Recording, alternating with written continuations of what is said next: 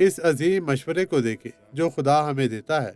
جب ہم جاتے ہیں تو دنیاوی لوگوں کے ساتھ رات کا کھانا کھاتے ہیں، ان لوگوں سے ملاقات کرنے کے لیے جو کھوئے ہوئے ہیں، اور اس لیے ہمیں خوشخبری سنانے کا موقع ملتا ہے۔ دانیال نے کیا کیا؟ دانیال باب 1 آیت 8 میں درج ہے لکھتا ہے، لیکن دانیال نے اپنے دل میں ارادہ کیا کہ اپنے آپ کو شاہی خوراک سے اور اس کی مے سے جو وہ پیتا تھا ناپاک نہ کرے۔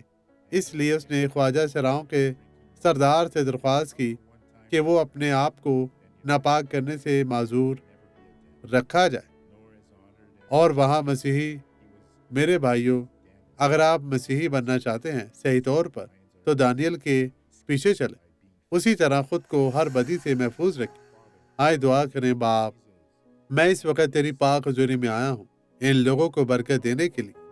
خداوند، تو ان لوگوں کو چھو پاک صاف اور مسح کر، ہر طرح کی بدی سے انہیں محفوظ رکھ۔ بدی اب چلی جائے یسوع کے نام میں، اور آمین۔